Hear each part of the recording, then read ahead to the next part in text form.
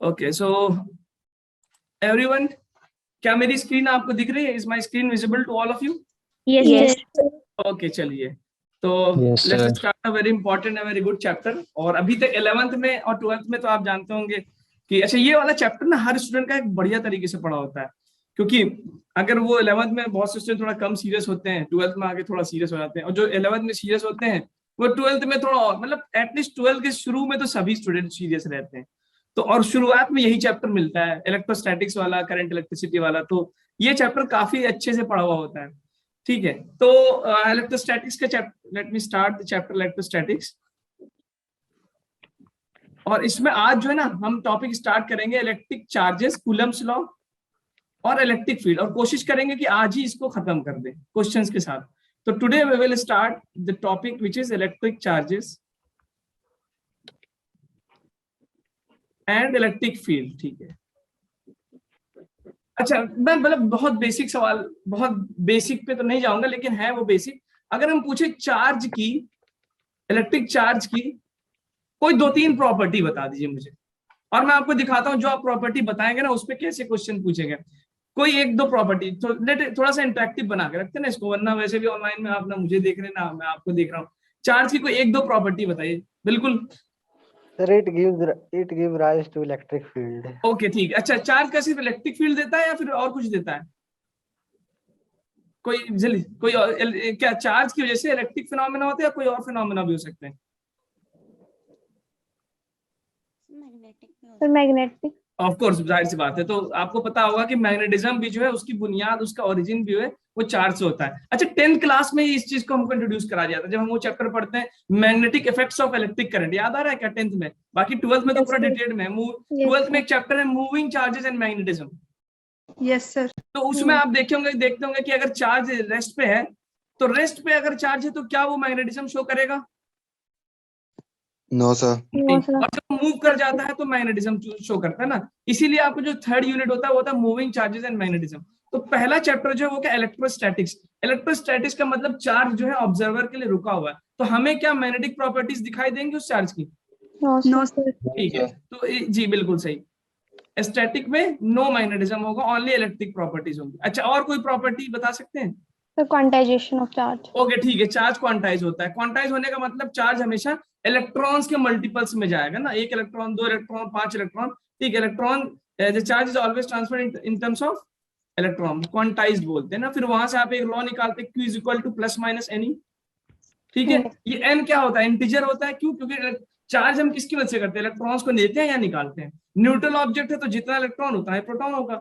ठीक है, तो एन क्या होता है? होल नंबर होता है। प्लस का मतलब क्या है? इलेक्ट्रॉन्स कम है, यानी नेगेटिव चार्ज कम है। माइनस का मतलब इलेक्ट्रॉन्स का ज्यादा। तो थोड़े जल्दी जल्दी बस इस छोटी छोटी बातों को देख लेते हैं। और कोई प्रॉपर्टी? लाइक चार्जेस, ये तो बहुत बच्चों की बात है। बिल्कुल, लाइक चार्जेस पे लाइक। अच्छा ये मतलब कंजर्व, क्या चार्ज कंजर्व होता है? Yes sir. ओके ठीक, चार्ज कंजर्व होता है। अच्छा मैं आपसे पूछूंगा चार्ज पार्टिकल्स कंजर्व होते हैं क्या? ठीक है, चार्ज कंजर्व है। क्या charge particles, can you give charge particle मतलब इलेक्ट्रॉन, प्रोटॉन, ये क्या चार्ज पार्टिकल्स कंजर्व होते हैं? कोई बता सकता है? चार्ज पार्टिकल्स देखिए, कंजर्व होने का मतलब कि हम उसको डिस्ट्रॉय नहीं कर सकते। मतलब जितना, अगर 5 कूलम का चार्ज है डब्बे के अंदर तो 5 कूलम भी रहेगा। Are you getting my words? क्या चार्ज पार्टिकल्स मतलब क्या इलेक्ट्रॉन प्रोटॉन भी कंजर्व है? कि अगर धरती पे हम मान लें कि अभी 100 इलेक्ट्रॉन है तो 100 साल बाद 100 ही रहेगा, या कम ज्यादा भी हो सकता है। What about charge particle, are they conserved? Yes नहीं। अच्छा तो कोई एग्जांपल दीजिए जिसमें आप ये कह सकते हैं कि नहीं सर चार्ज पार्टिकल कंजर्व नहीं होते। कोई एग्जांपल देके बताइए। मैं तो कह रहा हूं है कोई। जी एनीवन? ऐसे ही तुक्का लग गया क्या? चलिए मैं दिखाता हूँ। देखिए अगर आपने कभी बीटा डीके या अल्फा डीके का नाम सुना है मॉडर्न फिजिक्स चैप्टर में? तो बीटा माइनस डीके में क्या होता है बेसिकली कि न्यूट्रॉन जो है वो टूटता है प्रोटॉन में प्लस इलेक्ट्रॉन में, और प्लस उसमें निकलता है न्यूट्रॉन। इसको इग्नोर करिए। तो अब ये दिखाइए, अगर मैं पूछूं कि इसके लेफ्ट साइड में कितना चार्ज है, how much charge on the left side? 0 coulomb. ठीक है, और इसके राइट साइड में कितना चार्ज है? इसका कितना हो गया? प्लस ई, और ये कितना? माइनस ई। तो टोटल चार्ज अगर पूछूंगा तो 0 ही हो रहा है क्या? Yes, sir. Yes, तो sir. इसका मतलब जितना चार्ज लेफ्ट में उतना, तो चार्ज तो कंजर्व हो गया। अब मैं आपसे पूछूं कि लेफ्ट साइड में कितने चार्ज पार्टिकल्स हैं? लेफ्ट साइड में how many charge particles? 0 charge particles, क्योंकि न्यूट्रॉन चार्ज तो होता नहीं। Yes, sir. और राइट साइड में बता सकते हैं कितने चार्ज पार्टिकल्स हैं? How many charge particles are there? 2। एक प्रोटॉन भी चार्ज पार्टिकल है और इलेक्ट्रॉन भी चार्ज पार्टिकल ही तो है, तो 2 चार्ज पार्टिकल्स। तो अब आपको ये एग्जांपल से आप जब समझा सकते हैं, क्वेश्चन पूछा भी है, अभी मैं आपके स्लाइड में दिखा रहा हूं कि इसका मतलब किसी भी सिस्टम का चार्ज तो कंजर्व होगा बिफोर और आफ्टर, लेकिन चार्ज पार्टिकल जरूरी नहीं है। ऐसा हो सकता है कि शुरुआत में कोई चार्ज नहीं, पार्टिकल्स नहीं थे और बाद में आपको चार्ज पार्टिकल्स मिल गए, या ऐसा हो सकता है कि आपके पास चार्ज पार्टिकल थे और वो खत्म हो गए। इसका उल्टा होता है, मैं वो एग्जाम्पल यहाँ नहीं दे रहा हूँ। 2 चार्ज पार्टिकल्स, ठीक है। तो ये कुछ बेसिक चार्ज स्केलर क्वांटिटी होती है, खैर हटाइए। अच्छा, इसके बाद एक चीज पढ़ते हैं क्या, कूलम्स लॉ। ठीक, कूलम्स लॉ पे जाने से पहले मैं आपसे क्वेश्चन पूछ रहा हूँ, ठीक। तो ये बात आप नोट कर लीजिएगा प्लीज अपनी कॉपी में कि charge is conserved but charge particles are not necessarily conserved. जरूरी नहीं है कि आप अच्छा, चार्ज को डिस्ट्रॉय नहीं किया जा सकता है, प्रोड्यूस नहीं किया जा सकता है, लेकिन चार्ज पार्टिकल्स प्रोड्यूस हो सकते हैं। जैसे यहाँ पे देखिए, पहले कुछ चार्ज पार्टिकल नहीं थे, बाद में 2 आ गए। इसी तरह उल्टा भी कर सकते हैं। ओके, ठीक है, क्या मेरी बात समझ में आई सबको? Yes, sir. ओके, ठीक। एक क्वेश्चन मैं आपकी स्क्रीन पे Yes, दिखा रहा हूँ, आप इसका मुझे आंसर दीजिए। ये रहा, एम्स 2016 में क्वेश्चन 12 में पूछा गया, आप इसका आंसर दीजिए। आइडेंटिफाई द इनकरेक्ट, इनमें से कौन सा इनकरेक्ट है चार्ज के बारे में? इनमें से कौन सा? अभी अपने ऑप्शन को अपने पास रखिए, देखिए बहुत सभी एक साथ बोलेंगे, ठीक है। मैं ऐसे ही पूछता हूँ ना, जस्ट छोटा क्वेश्चन है, आई होप पढ़ लिया होगा सभी ने। Yes, sir. ओके, ठीक है। चलिए मैं ऐसे रैंडमली पूछ लेता हूँ ना, क्योंकि 60 पीपल हैं, अगर एक बार बोलेंगे। अक्षिता शर्मा, आप बता सकती हैं? अक्षिता, क्या लग रहा है आपको इसमें कौन सा ऑप्शन होगा? जल्दी बताइए, बहुत छोटा प्रॉब्लम है। What do you feel about this question? इनमें से कौन सा इनकरेक्ट है चार्ज के बारे में, कि चार्ज क्वांटाइज होगा, कंजर्व होगा, एडिटिव है, नॉन ट्रांसफरेबल है? बहुत आसान प्रॉब्लम है। यस, अक्षिता आ रही है? अब कई सारे अक्षिता है क्या?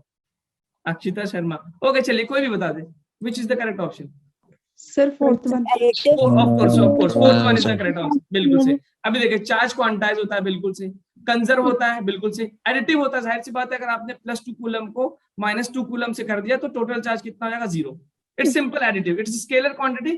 तो नॉन ट्रांसफरेबल, ये तो बहुत ही गलत बात है, क्योंकि आप चार्ज को ट्रांसफर तो करते हैं भाई, इलेक्ट्रॉन का ट्रांसफर चार्ज का ट्रांसफर ही तो है। Yes, sir. अच्छा, एक सवाल और पूछता हूँ, क्या हम चार्ज को ट्रांसफर कर सकते हैं बिना मास के ट्रांसफर किए? Can we transfer charge without transferring mass? Yes, sir. Yes, sir. पक्का? no, sir. ओके, No, जो नो बोल रहा है वो उसको जस्टिफाई करे। जो नो बोल रहा है उसको बताए, कोई एग्जांपल देके बताए। क्या हम चार्ज को ट्रांसफर कर सकते हैं बिना मास के ट्रांसफर के?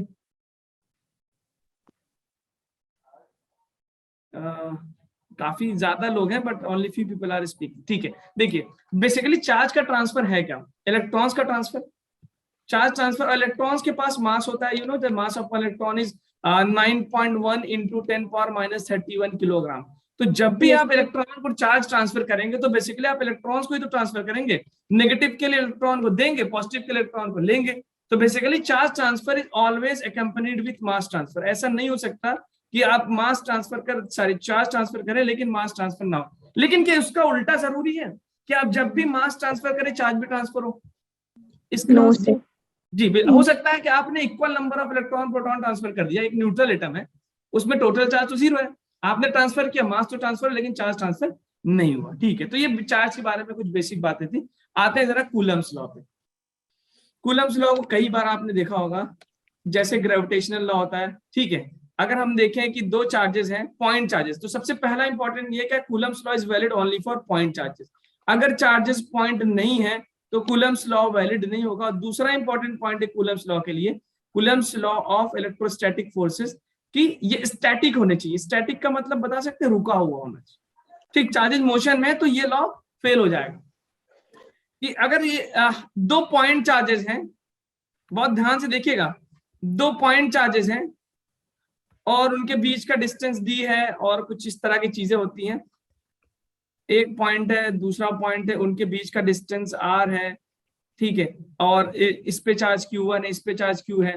तो what is Coulomb's law? Coulomb's law बोलता है कि the force between the two charges equal to 1/4 pi epsilon Q1 Q2 upon distance का स्क्वायर। ठीक है, अब ये व्हाट इज दिस एप्सिलॉन? ये एप्सिलॉन जो लिखा है, क्या होता है? Permittivity of the medium, permittivity of the medium. अच्छा ये बताइए, अगर मैं आपसे एक सवाल पूछूं कि क्या ग्रेविटेशनल फोर्स दो मास, ग्रेविटेशनल फोर्स में फॉर्मूला क्या लेते थे आप? न्यूटन्स लॉ ऑफ ग्रेविटेशन में G m1 m2 upon r square लेते थे। मैं पूछूं क्या ग्रेविटेशनल फोर्स मीडियम पे डिपेंड करता है कि ऑब्जेक्ट्स किस मीडियम में रखे गए? नो। ठीक, लेकिन what about the coulomb electrostatic force? Coulomb's law जो फोर्स देता है उसको, क्या ये मीडियम पे डिपेंड करता है? Yes, sir. ऑफ कोर्स, उसमें एक टर्म आ रहा है which is permittivity of the medium. ठीक, अब वैक्यूम जो होता है, वैक्यूम परमिटिविटी क्या है? मीडियम की प्रॉपर्टी है जो ये बताती है कि कोई दो चार्जेस आपस में किस तरह से इंटरेक्ट करेंगे, किस तरह से फोर्स लगाएंगे। तो it means you can say permittivity is the property of medium which tales how the two charges will interact with each other, कैसे वो एक दूसरे से इंटरेक्ट करेंगे। वैक्यूम की अच्छा, आपको एक बहुत सीधी सी बात दिख रही होगी कि permittivity of force inversely proportional है। दिख रहा है क्या? तो इसका मतलब अगर मीडियम की परमिटिविटी ज्यादा होगी तो फोर्स उन दोनों चार्जेस के बीच का कम होगा, और मीडियम की परमिटिविटी कम होगी तो फोर्स दोनों के बीच का क्या होगा? ज्यादा। तो एक क्वेश्चन पूछा गया कि वैक्यूम की जो परमिटिविटी होती है, जिसको एप्सिलॉन नॉट से लिखते हैं, वो क्या होती है? मिनिमम होती है, सबसे कम। और वो होता कितना है?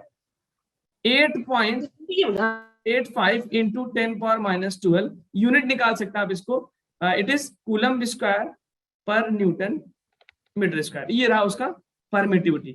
और जो मेटल्स होते हैं, कंडक्टर्स, उनकी परमिटिविटी सबसे ज्यादा होती है, मैक्सिमम होती है, और वो होती है इनफाइनाइट। कितनी होती है? इनफाइनाइट। इसका मतलब अगर दो चार्जेस के बीच में आपने मेटल भर दिया तो इन दोनों चार्ज के बीच में फोर्स कितना होगा? ये तो समझ में आ रहा है कि सर परमिटिविटी मैक्सिमम है तो फोर्स कितना होगा? मिनिमम होगा। अगर हम बोले if you inserted a metal or a conductor between two charges, तो what will be the force between them? अगर what will be the force between them? Minimum. कम होगा, मिनिमम। क्या ये जीरो होगा क्या? जरा चेक करके देखिए, क्या ये जीरो होगा क्या? जरा फॉर्मूले में रखना 1/4 पाई इंफिनिटी। अगर किसी नंबर को बहुत बड़े नंबर इंफिनिटी से डिवाइड करेंगे तो क्या जीरो आ जाता है क्या? ओके, इसका मतलब है कि अगर बीच में आपने कोई कंडक्टर या मेटल भर दिया तो दोनों चार्जेस के बीच का जो फोर्स होगा वो क्या हो जाएगा? जीरो हो जाएगा। मैक्सिमम फोर्स के लिए वैक्यूम, मिनिमम फोर्स के लिए मेटल होगा या कंडक्टर होगा।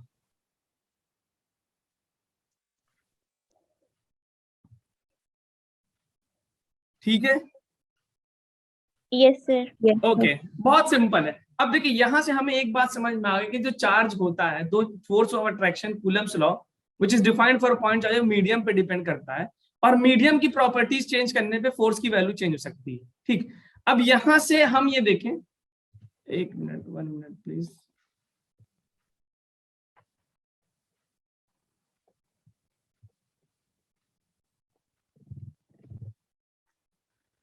ओके, तो हम अब ये देखें, तो ये जो टर्म है ना 1/4 पाई एप्सिलॉन नॉट, इसमें वो वैल्यू रखेंगे जब हम 1.8 एप्सिलॉन नॉट की जो वैल्यू हमने निकाली 8.85, तो इसको रखने के बाद जो वैल्यू आती है 9 × 10⁻9 आती है। तो बेसिकली वैक्यूम के केस में अगर वैक्यूम है तो हम इसको इस तरह भी लिखते हैं 9 × 10⁻9 Q1 Q2 upon r square. याद आ रहा होगा आपको। और इस 9 × 10⁻9 को हम कभी कभी k से भी लिखते हैं, तो वैक्यूम में हम k Q1 Q2 upon r square के फॉर्म में इसको लिख सकते हैं, इलेक्ट्रोकूलम्स लॉ। ठीक है, तो ये रहा कूलम्स लॉ। अच्छा, वेक्टर फोर्स तक वेक्टर क्वांटिटी है, लेकिन अभी हमने सिर्फ जो है फोर्स का मैग्नीट्यूड निकाला है, डायरेक्शन नहीं निकाला है। आगे चल के हम उस फोर्स का डायरेक्शन भी निकालेंगे कि अगर दो चार्जेस दिए हुए हैं तो उन पे फोर्स तो Q1 Q2 upon r square से निकाल लिया वैक्यूम में, और अगर दूसरा मीडियम है तो उसकी परमिटिविटी के हिसाब से उसका फोर्स आप निकाल लेंगे। लेकिन सर डायरेक्शन क्या होगा, that we will see in the later on, बाद में देखते हैं। तो जितना हमने पढ़ा इस पे कुछ क्वेश्चंस देखते हैं। ठीक है, अब जैसे ये क्वेश्चन दिया हुआ है एम्स 2015 में, ठीक, जरा इस क्वेश्चन को सॉल्व करने की कोशिश करते हैं, which is based on Coulomb's law. ध्यान से पढ़िएगा। अच्छा, उससे पहले मैं एक और, सॉरी एक मिनट, मेरे जहन में एक और चीज आ गई। उससे पहले मैं आपको एक और कंसेप्ट पूछना चाह रहा हूं कि अगर हम ये बोले आपसे एक सिंपल क्वेश्चन, एक 1 कूलम का चार्ज है, एक Q2 है, ये भी 1 कूलम का चार्ज है, और डिस्टेंस जो है वो है R इज इक्वल टू मान लेते 1 मीटर, और बीच में है वैक्यूम। ओके, बता सकते हैं इनके बीच में कितना फोर्स लगेगा? बहुत सिंपल सवाल। आप हंस रहे होंगे, सर क्या पूछ रहे हैं आप? What is the force between them? So 9 into 10 raised to power 9. Okay, very good. यानी बहुत इसमें क्या है, Q1 एक वैक्यूम है तो 9 into 10.9, Q1 Q2 1 into 1, distance 1 का स्क्वायर तो 9 into 10.9। Okay, Newton. अब मैं एक काम और करने जा रहा हूं, उसी जगह पे एक मैंने रख दिया स्फीयर, और उस स्फीयर का कुछ रेडियस दे रहा हूं। कितना दे दें? Let me take 10 centimetre. ये स्फीयर है 10 सेंटीमीटर का, और 10 सेंटीमीटर का मान लेते हैं, और ये 20 सेंटीमीटर का है। और उन दोनों स्फीयर्स के पॉइंट, देखिए ये कंसेप्ट बहुत इंपॉर्टेंट बनने वाला है। उनके सेंटर से सेंटर का डिस्टेंस मैंने दे दिया कितना? 1 मीटर। अच्छा, स्क्रीन क्लियरली विजिबल है ना? Yes, sir. ओके, और इस पे मैंने 1 कूलम का चार्ज, इस पे फिर से 1 कूलम का चार्ज दे दिया। यूनिफॉर्मली दिया है मैंने, मतलब जो चार्ज उस पे डाला गया है दैट इज यूनिफॉर्मली डिस्ट्रीब्यूटेड। अब मुझे बता सकते हैं इन दोनों स्फीयर्स के बीच में फोर्स ऑफ अट्रैक्शन या रिपल्शन कितना हो रहा होगा? What is the value? Is it going to be the same 9 to 10.9, या फिर ये अलग होगा? Sir, same. The same. अच्छा, कूलम्स लॉ लगा दिया क्या? ओके, ठीक है, चलो एक और तुम्हें कंफ्यूज करते हैं, क्योंकि ये जो अगला एम्स वाला क्वेश्चन है ना वो इसी बेस्ड है। मान लो मैंने क्यूब रख दिया, उसका कुछ साइड दे देता हूँ 10 सेंटीमीटर का, और यहाँ पे भी एक क्यूब रख दिया। अच्छा, आप अपने आंसर्स को, you all can give your answers in the chat box. Chat box भी मैं देख रहा हूँ, आप मुझे चैट बॉक्स में अपने आंसर दे सकते हैं। तो मैं वो चैट बॉक्स भी बगल में खुला है, मैं देख सकता हूँ if you are not able to answer. ठीक है, अच्छा ये बताना, अगर एक क्यूब रख दूं और इसका भी मान लेते 10 सेंटीमीटर, और इस क्यूब के मान लेते सेंटर सेंटर डिस्टेंस 1 मीटर मान ले, और इस पे चार्ज मैंने दे दिया 1 कूलम, और इस पे भी दे दिया 1 कूलम। अब बताओ इन दोनों क्यूब्स के बीच में कितना फोर्स होगा? सेम ही आएगा क्या? यस, पहला तो बहुत आसान था सर, वैक्यूम था 9 to 10.9 Q1 Q2 upon R square. Okay, yes sir, same आएगा। चैट बॉक्स इस्तेमाल करिए अगर आप किसी ऐसी जगह बैठे हैं जहां बोल नहीं पाएंगे, तीनों में सेम आएगा। अच्छा, मैं हिंट देता हूं, कूलम्स लॉ किसके लिए वैलिड है? पॉइंट चार्ज के लिए, या फिर for big bodies, for finite charge, sorry किसी साइज के लिए? जी, Point charge. तो ये बताइए, जो Point नीचे charge. के दो डायग्राम है उसमें कूलम्स लॉ लगा सकते हैं क्या? Q1 Q2 upon R square वाला? No, sir. No, sir. No sir. तो No, ये sir. तो इसका मतलब आपको क्या लगता है, तीनों में फोर्स की वैल्यू सेम आएगी, अलग आएगी? अलग आएगी, बिल्कुल अलग आएगी। तो ये बताए, मैं आपसे सवाल, पहले क्या दूसरे वाले डायग्राम में हम कूलम कूलम्स लॉ अप्लाई कर सकते हैं Q1? यस और नो? नो, क्योंकि ये पॉइंट चार्ज नहीं है। ओके, ठीक। लेकिन हाँ, अब यहां से एक स्पेशल पॉइंट आपको देने जा रहे हैं हम, कि अगर ऑल्दो कूलम्स लॉ होता तो है पॉइंट चार्ज के लिए वैलिड, लेकिन एक लिख लीजिएगा कहीं पे कि अगर यूनिफॉर्म स्फीयर है, सिर्फ यूनिफॉर्म स्फीयर के लिए, तो आप उसको उसके सेंटर पे पॉइंट बना सकते हैं।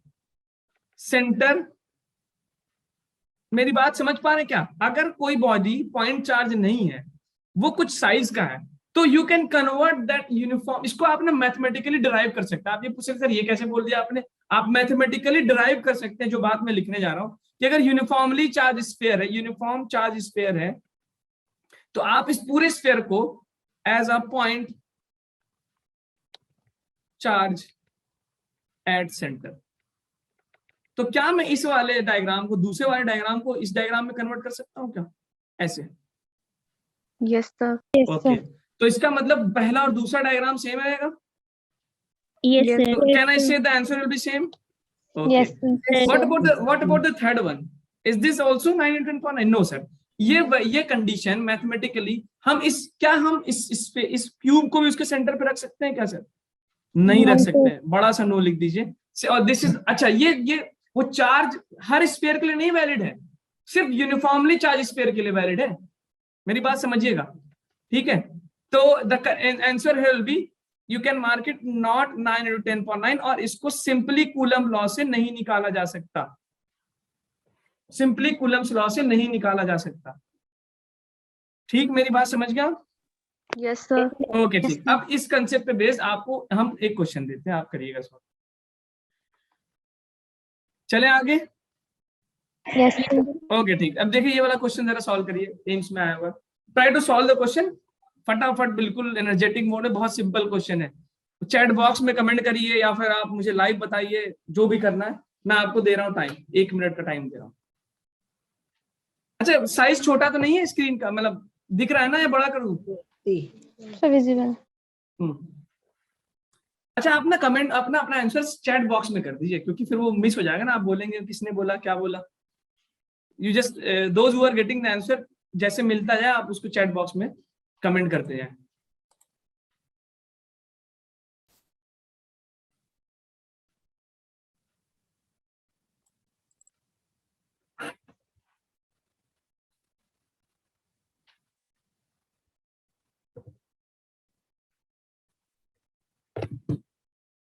हम भाई फटाफट, सिर्फ कूलम्स लॉ पे बेस्ड है क्वेश्चन, 9 into 10 वो वाला, इट्स गिवन इन वैक्यूम। अच्छा, कुछ नहीं मेंशन होता है तो हम वैक्यूम लेते हैं, याद रखिएगा, कुछ नहीं मेंशन है, if it is not saying anything तो वी विल अज्यूम वैक्यूम, हम वैक्यूम में कंसीडर करेंगे।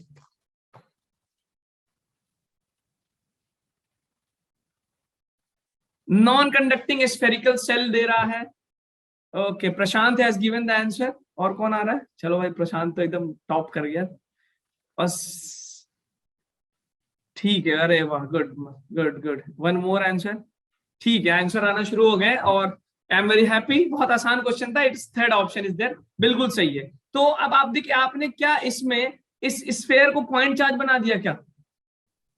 यही किया होगा आपने, स्फीयर को आपने पॉइंट चार्ज बनाया होगा, और कह रहा है कंडक्टिंग कितना चार्ज है, उस पर चार्ज दे रखा है 1.6 into 10⁻⁴ कूलम, और 20 कूलम का चार्ज पर 10 centimetre from the centre, centre से प्लेस्ड है। तो हमें कोई हेडेक नहीं लेना है, सेंटर से मैंने डिस्टेंस कितना मान लिया, 10 सेंटीमीटर।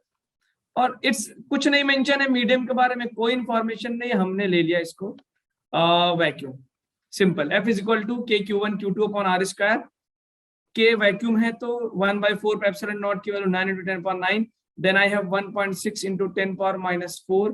Q2 मेरे पास है 20 कूलम, दूसरा वाला ये Q1 मान लिया हमने, इसको Q2 मान लिया, वेरी गुड। और डिस्टेंस हमें दे रखा है 10 सेंटीमीटर, तो मीटर में कन्वर्ट करेंगे तो 0.1 हो जाएगा, तो 0.1 का स्क्वायर करेंगे तो I am going to get 9 into 16 into 20 which is 30। इन दोनों को मल्टीप्लाई कर दीजिए, 32 आ गया। Okay, third Mahak has also given the answer, very good. और ये बन गया मेरे पास 10.9 और -4, 9 में से 4 गया, 5 आ गया, ठीक। और नीचे 0.1, तो इसको मैं लिख सकता हूँ 0.01, सॉरी एक जीरो ज्यादा लग गया इसमें। लोग कहते हैं नीट क्वेश्चंस को थोड़ा मैथ ढंग से पढ़ानी चाहिए, 100 ऊपर आ गया, तो I am getting 9 into 32 into 10 power 100 को लिख सकता हूँ 10 पावर 2, तो 5 2 7, ये हो गया 9 2 18, 9 3 27 28, 288 into 10 पावर 7। इसको मैं लिख सकता हूँ 2.88 into, यहाँ से 100 निकाला है तो यहाँ मल्टीप्लाई किया 10.9, तो सबसे क्लोजेस्ट जो आंसर मैच कर रहा है that is the third option, ठीक है। Okay, very good. चलिए एक और क्वेश्चन पूछता हूं मैं, चलिए एक और क्वेश्चन, नीट 2019 का क्वेश्चन है, एक और क्वेश्चन करते हैं नीट। ये क्वेश्चन समझ में आ गया क्या सबको? एक बार जरा कंफर्मेशन दे दें प्लीज। बहुत कुछ था नहीं क्वेश्चन, ये तो बहुत आसान लगा कि नहीं? आसान लगना चाहिए आपको, तब आप ऐसा लगना चाहिए कि सर ये तो एकदम हलवा करा दिया आपने, कुछ था ही नहीं, तभी कंफर्टेबल है मामला। ओके, चलिए जरा इसको क्वेश्चन करते हैं। देखिए नीट 2019 में क्वेश्चन पूछा गया, कूलम्स लॉ पे बेस्ड है, सॉल्व करिए सब, हर स्टूडेंट अपना दिमाग लगाए। KQ1 Q2 अपॉन R² करना है, K की वैल्यू 9 into 10⁻9 लेनी है, इसके अलावा कुछ नहीं है। कह रहा है कि क्वेश्चन पढ़े 25%, एक 25% चार्ज निकाल के दूसरे पे डाल दिया, जैसे मेरे पास 100 रुपए है तो 25 रुपए लेके दूसरे को दे दिया तो मेरे पास 75 बचेगा। और चार्ज एडिटिव होता है। नीट 2019 में पूछा गया है क्वेश्चन।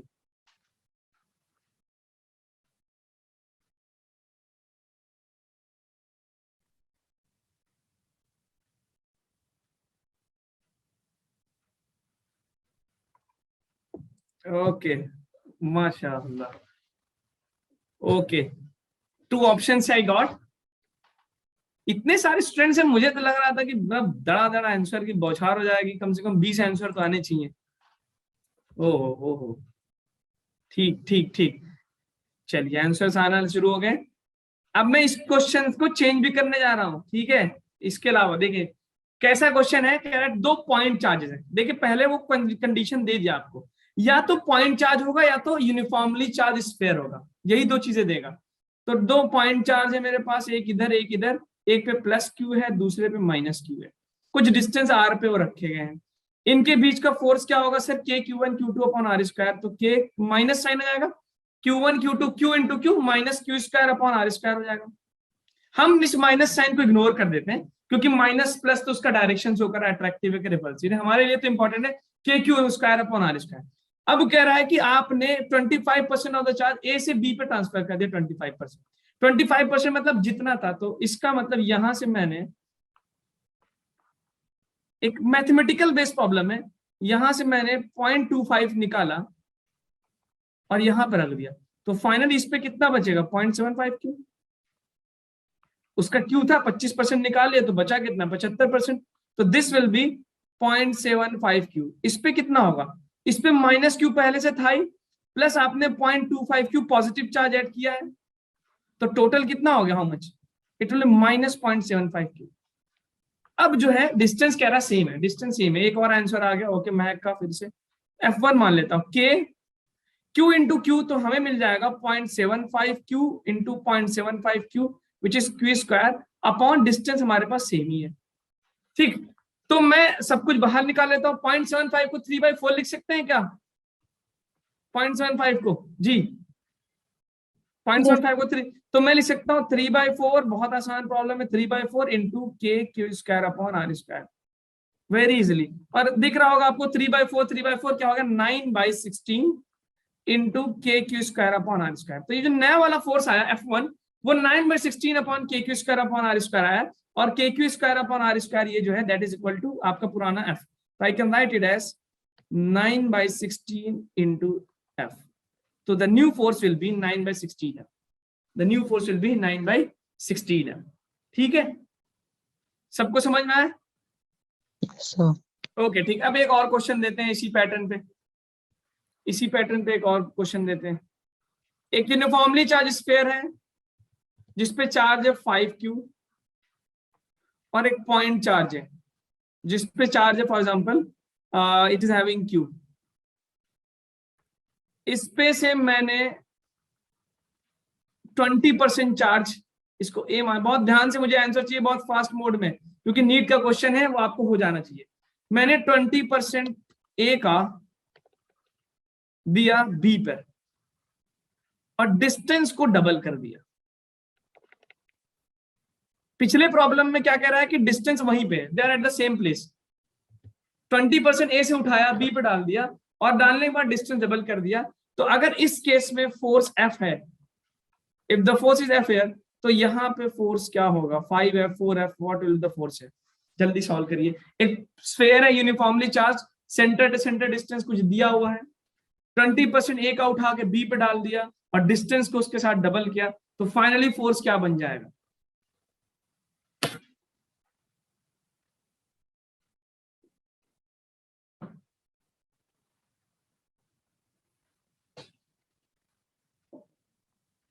आप क्वेश्चन समझ पाए क्या आप लोग? Yes, sir. बस एक ही स्टूडेंट समझा है यार, जरा कुछ और लोग बोल दें, कम से कम 10 लोग तो बोल दें।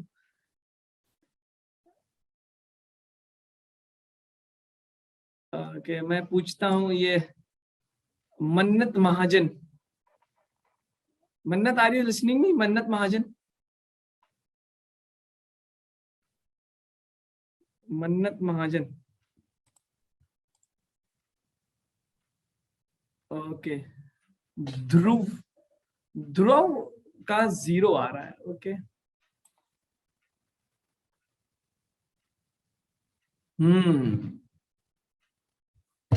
स्मार्ट बंदा है ये।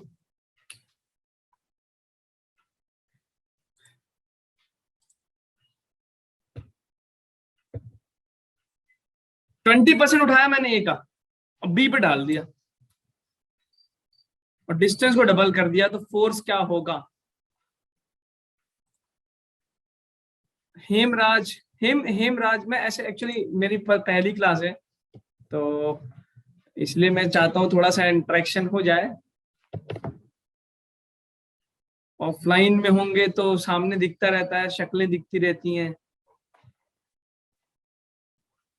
0, 10, 0, 100 मिक्स आंसर्स आ रहे हैं। ओके, 4/5f आ रहा है, 10f, ठीक है, okay.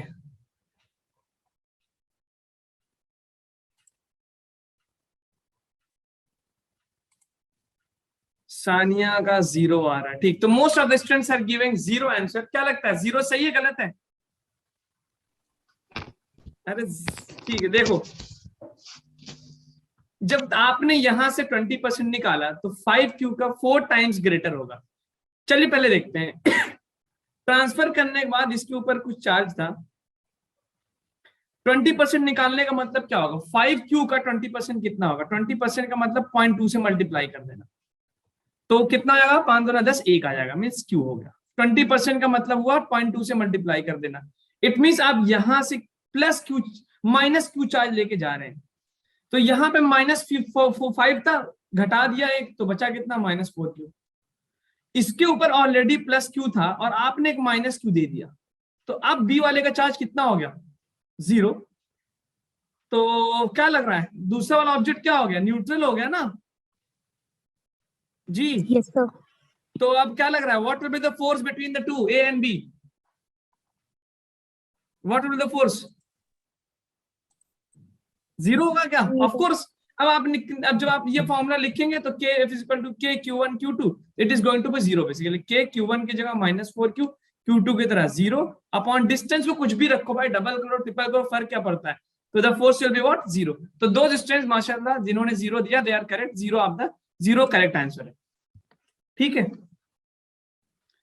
0 is the correct answer, ठीक। अच्छा एक बात और पूछ रहा हूँ, वेक्टर्स का आपने कई सारे 11 के भी चैप्टर पढ़े, तो वेक्टर में कंफर्टेबल है? वेक्टर में अगर हम आपसे पूछे कि दो वेक्टर का रिजल्टेंट कैसे निकालते हैं किसी पॉइंट पे, जैसे हम ये कहें कि फॉर एग्जांपल ये वेक्टर F फोर्स F1 है 100 न्यूटन का, और ये फोर्स F2 है, ये भी 100 न्यूटन का, और इनके बीच का एंगल परपेंडिकुलर, तो what is the net force? Net force कितना होगा?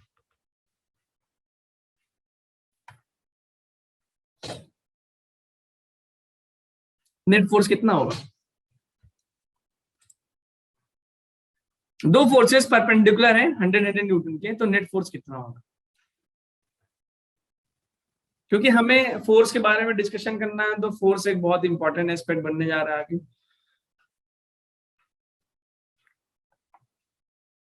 क्या फोर्स के वेक्टर का एनालिसिस है सबके पास? दो वेक्टर्स का रिजल्टेंट कैसे निकालते हैं, ऐड कैसे करते हैं, सब्ट्रैक्ट कैसे करते हैं? हाँ जी, प्लीज एक बार बताएं। बहुत सन्नाटा है, कमेंट करके ही बता दो भाई, you can comment. Vector analysis में कंफर्टेबल है? सर एक बार आप बता दो। हाँ, मैं इसीलिए जानना चाह रहा हूँ ना, क्योंकि वेक्टर का जब तक नहीं होगा, क्योंकि अच्छा आपको, क्योंकि हम फोर्सेस पढ़ने जा रहे हैं ना, तो फोर्स का मतलब क्या है? वेक्टर है, तो वेक्टर कैलकुलेशन आना बहुत जरूरी है। अच्छा, वेक्टर्स को रिजॉल्व करने का इसका आंसर कितने लोग निकाल पाएंगे? एक बार मेरी मदद करें और अपनी भी मदद करें आप, यू हेल्प योर सेल्फ, क्योंकि इस टॉपिक को तो मैं ही पढ़ाने वाला हूँ। तो एक बार बता दे थोड़ा सा, just take your 10 second, hand raise करके, कितने लोग इसका आंसर इजीली दे पाएंगे? शर्माओ मत भाई, मुझे पता तो चल जाए प्लीज।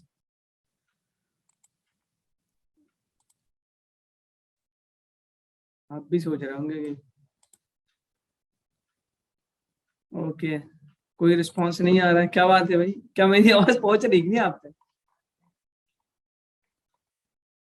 अच्छा, नीट का बैच है, क्या लगता है आपको इस बार नीट कब हो सकता है? What do you think? June. June में? जून सर, जून जुलाई। जून जुलाई में। और लॉकडाउन के बारे में क्या रहा है? आप अच्छा, आपके स्टेट में, मैं तो यूपी में बैठा हूँ, तो यहाँ तो इलेक्शन होने वाले हैं। What about your state? है कुछ लॉकडाउन वगैरह है? केसेस कैसे हैं? यस सर है। लॉकडाउन। हमारे इलाके में तो बहुत ज्यादा है। बहुत ज्यादा मतलब क्या केसेस आ रहे हैं? Yes sir, 10। Yes sir. तो आपके आपके हर स्टेट बंद इलेक्शन के है? टाइम ही आते हैं केस। इलेक्शन के टाइम आपके यहाँ भी इलेक्शन होने वाले हैं क्या? हाँ सर। ओके ओके ठीक है। लेकिन एक एक पता है, इसमें लॉकडाउन होगा, ये होगा, जो भी होगा, लेकिन जैसे मेरा पर्सनल एक्सपीरियंस रहा, स्टूडेंट जो नीट का एस्पिरेंट है या जेई का या जो भी जिस चीज का एस्पिरेंट है, उसका या तो लॉस तो हो ही जाता है अगर वो जरा सा भी इन चीजों में बहका ना। जैसे मेरा खुद के मेरे भाई का बेटा भतीजा जो कि नीट में, और इन्हीं चक्करों में उसकी प्रिपरेशन बहुत अच्छी थी, साथ में ये लॉकडाउन वॉकडाउन ऑनलाइन, तो मतलब जो भी रहा, तो थोड़ा सा बहका और वो चला गया, मतलब चला गया मीन्स अपने एम से। तो यार आप लोग थोड़ा सा इस बात का ध्यान देना, ये सब चीजें तो चलती रहेंगी, आज है नहीं होगा कल, but you have to focus on your aim. ठीक। अच्छा, ईमानदारी से बताएं, वेक्टर को थोड़ा सा रिवाइज करें। Yes sir. यस सर कितने लोग वेक्टर को कह रहे हैं रिवाइज करें? सब करें? ये नहीं निकाल Yes, पाते? sir. ठीक है, चलिए, इतना तो समझते होंगे ना, तो हम वेक्टर का रिवीजन करते हैं। उससे पहले थोड़ा सा एक बिना वेक्टर का क्वेश्चन देखिए, ये क्वेश्चन जो है वेक्टर के बेस पे होगा, बिना वेक्टर के बेस से कोई क्वेश्चन करके देखते हैं ना। ठीक है, अच्छा, इतना तो पता है ना आपको कि like charges attract each other, unlike charges repel each other, उल्टा Yes, बोल, लाइक वाला रिपेल। ठीक। अच्छा, अगर हम ये कहें आपसे, एक इसको लिखते हैं हम लोग सुपर, अपने नोट्स में लिख लीजिएगा, वेक्टर का आने से पहले मैं थोड़ा सा बिना वेक्टर के कुछ क्वेश्चंस कराता हूं, बिना, जिसमें वेक्टर की जरूरत नहीं पड़ेगी। सुपरपोजिशन लॉ कहते हैं ऑफ फोर्सेस। अगर हम आपसे ये कहें कि एक चार्ज Q1 है और दूसरा चार्ज Q2 है, तो Q1 Q2 पे कोई फोर्स लगा रहा होगा, बिल्कुल, किसी डायरेक्शन में, मान लेते हैं, सॉरी, फोर्स जो होता है वो हमेशा, जो इलेक्ट्रोस्टैटिक फोर्स है, ये जो मैं जो वर्ड मैं बोलने जा रहा हूं, ये आपको बहुत छोटा लग सकता है, लेकिन ये बहुत इंपॉर्टेंट है कि इलेक्ट्रोस्टैटिक फोर्स हमेशा लाइन ज्वाइनिंग देम होता है, यानी जिस लाइन में ज्वाइन कर रहे हैं ना, उसी डायरेक्शन में होगा। तो मैं फोर्स ऑन 2 ड्यू टू 1। अगर हम यहाँ पे एक तीसरा चार्ज ले आए Q3, तो ये बताओ क्या 1 और 2, ये 3 वाला फोर्स चार्ज भी 2 पे फोर्स लगाने लगेगा? लगाने का? ठीक। अच्छा, मेरा एक सवाल है कि क्या जब 3 चार्ज आया, तो इसको मैं F31 F23 लिख दूं कि force on 2 due to 3, 2 number charge पे 3। अच्छा, मैं पूछ रहा हूं कि जब 3 नहीं था तो 1 और 2 के बीच में फोर्स लग रहा था, जिसको मैंने F21 नाम दिया। जब 3 आया तो 3 के आने की वजह से क्या 1 और 2 के बीच का फोर्स चेंज होगा, वैसे ही रहेगा, या कुछ इफेक्ट पड़ेगा? आई एम आस्किंग, क्या 3 के आने की वजह से 1 और 2 के बीच का फोर्स वैसे ही रहेगा या इफेक्ट होगा? सर सेम ही रहेगा।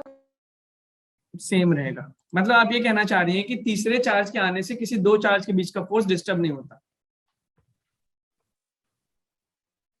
हाँ जी, ऐसा ही है। Yes sir. ऐसे, लेकिन मतलब लेकिन इंसानों में ऐसा होता है क्या? अगर ह्यूमन बींग्स की बात करें हम, एक आदमी, एक मतलब एक ह्यूमन बींग ए है और दूसरा बी है, इन दोनों में फ्रेंडशिप है, तो तीसरा जब आएगा कोई, तो क्या लगता है वो फ्रेंडशिप वैसी रहेगी या डिस्टर्ब हो सकती है? सर हो सकती है। देखो कैसा, देखो कैसे अलर्ट हो गए सर, ये मतलब की बात आ गई ना। ओके ठीक, हो सकती है, होती भी है। ऐसा भी हो सकता है कि फ्रेंडशिप खत्म ही हो जाए, ऐसा हुआ है क्या भाई? इधर से दोनों है ना, देखो कैसा एकदम रिस्पॉन्स दे रही है। लेकिन चार्जेस बड़े वफादार होते हैं ना, वो अगर 1 और 2 जो फोर्स लगा रहा था, तो 1 2 का फोर्स 3 के आने से इफेक्ट नहीं होगा, बल्कि वो कहेगा कि ठीक है यार, तुम अपना फोर्स लगाओ, मैं अपना फोर्स लगाओ, तो ये कहेगा तुम, मैं अपने फोर्स लगा देता हूँ। मतलब एक दूसरे के ऊपर, means you can say the presence of third charge does not affect, ये लाइन बहुत इंपॉर्टेंट है, लेकिन ह्यूमन बीइंग्स में तीसरे का प्रेजेंस बहुत इंपॉर्टेंस रखता है, क्या कहते हैं? Yes, sir. Yes, Yes, sir. हाँ बिल्कुल सही, चार्जेस वफादार है। The presence of third charge does not affect the force between two charges. क्या ये बात नोट कर लीजिए कि तीसरे चार्ज से कि आने से दो चार्जेस के बीच के फोर्स से कोई फर्क नहीं पड़ता। जैसे एक अगर हम स्ट्रेट लाइन की बात करें, एक स्ट्रेट लाइन पे हमने दो चार्जर रख दिए Q1 Q2 और दोनों प्लस चार्ज है, तो Q1 Q2 रिपेल कर रहे होंगे, तो Q2 Yes, पे जो sir. फोर्स लग रहा होगा बाहर की तरफ लग रहा होगा ना। अगर हम यहाँ पे एक माइनस Q3 चार्ज ले आए, नेगेटिव मान लेते हैं -2, तो ये Q3 Q1 पे भी फोर्स लगाएगा और Q2 पे फोर्स लगाएगा। Yes, sir. तो पहले जो है 1 और 2 में बाहर की तरफ फोर्स लग रहा होगा, ये था फोर्स ऑफ 1 ड्यू टू 2। अब क्या करेगा, 3 जो है 2 को अपनी तरफ खींचेगा, फोर्स ऑन 2 ड्यू टू 3, और 3 1 को भी अपनी तरफ खींचेगा क्योंकि माइनस अपोजिट चार्ज है, फोर्स ऑन 1 ड्यू टू 3, और इसी तरह 3 को 2 खींच रहा होगा और 3 को 1 भी खींच रहा होगा। क्या ये डायग्राम दिख रहा है? Yes, sir. तो क्या ऐसा पॉसिबल Yes, है sir. क्या, ऐसा पॉसिबल है क्या कि टोटल ये दोनों फोर्सेस कैंसिल होकर 0 हो जाए? ऐसा पॉसिबल है, हो सकता है सर। ठीक इसी कंसेप्ट पे बेस्ड क्वेश्चन पूछा गया जिसको हम बोलते हैं सुपरपोजिशन लॉ, कि अगर हमने बीच में तीसरा चार्ज लाके खड़ा किया तो दोनों चार्जेस के बीच का फोर्स पे कोई इफेक्ट नहीं पड़ेगा। Okay Yes, sir. ठीक है। हाँ लेकिन अगर हम मीडियम चेंज करेंगे तो क्या राय है आपकी? मीडियम चेंज करने से, मीडियम चेंज किया तो अगर हम दो चार्जेस के बीच का मीडियम चेंज करें तो फोर्सेस वैसे ही रहेंगे, कुछ बदलाव आएगा उनके बीच में? सर एक लाइन में होना चाहिए था। नहीं, लाइन अभी आपने ऊपर पढ़ा ना कि परमिटिविटी जो पढ़ा था कि the force between two charges Yes, जो है वो मीडियम पे डिपेंड करते हैं, तो मीडियम चेंज करेंगे तो फोर्सेस का, दो चार्जेस का फोर्स चेंज हो जाएगा। लेकिन अगर हम कोई तीसरा चार्ज लाते हैं तो दो चार्जेस के बीच का फोर्स चेंज नहीं होगा, इसको हम सुपरपोजिशन लॉ बोलते हैं। Yes. ठीक है, चलिए Yes. इस पे बेस्ड एक क्वेश्चन है, ये क्वेश्चन जरा पढ़िए और इसको सॉल्व करने की कोशिश करिए। Two equal point charges √2 microcoulomb. Micro का मतलब समझते हैं, ये सिंबल होता है माइक्रो का, माइक्रो का मतलब होता है 10⁻⁻⁶। Yes, sir. अच्छा खैर चलिए ये क्वेश्चन जो है आपका स्क्वायर में बेस्ड है, इसको नहीं करना था हमें, हम इस क्वेश्चन को करेंगे। नीट का क्वेश्चन कहाँ गया, एक मिनट में दिखा रहा हूं आपको। हाँ ये रहा ठीक है। इक्विलिब्रियम का मतलब होता है, कैन एनीवन से भी what is the meaning of equilibrium? Equilibrium का मतलब होता है क्या? नेट फोर्स 0 हो जाना। नेट फोर्स का क्या हो जाना? 0 हो जाना। हाँ ठीक। तो जैसे मैंने पिछले वाले प्रॉब्लम बोला ना कि ऐसा करो कि फोर्सेस कैंसिल हो जाए, तो कभी कभी ये बोलेगा फोर्सेस कैंसिल हो जाए या नेट फोर्स 0 हो जाए या इक्विलिब्रियम हो जाए। तो ये नीट में क्वेश्चन पूछा गया है, जरा इस क्वेश्चन को पढ़िए और try to give the answer. कह रहे इक्विलिब्रियम में हो मतलब फोर्सेस कैंसिल आउट होके 0 हो जाए। कोई बड़ी साइंस नहीं लगनी, सिंपल मैथमेटिक्स की बुनियाद पे डायग्राम वगैरह बना के सॉल्व करने की कोशिश करिए जरा। अच्छा सॉल्व, ठीक है, लग रहा है सॉल्व किया हुआ होगा। ठीक है, वेरी गुड। अर्चिता, साहिल,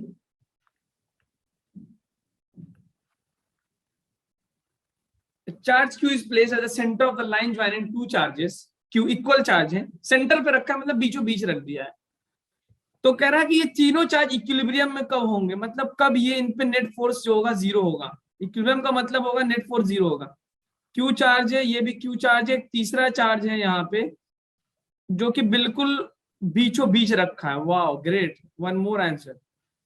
इसका मतलब आई कैन से दिस डिस्टेंस इज A, तो ये भी क्या होगा? A because it is mid. तो कह रहा है इसकी वैल्यू कितनी होगी कि नेट फोर्स 0 हो जाए, सब कुछ 0 हो जाए। ओके, एक ऑप्शन, कुछ ऑप्शंस A में आ रहे हैं, कुछ ऑप्शंस D में आ रहे हैं। Okay, once more A। Strength काफी ज्यादा है पर उसके हिसाब से आंसर्स कम आ रहे हैं। चलिए मैं और टाइम देता हूं।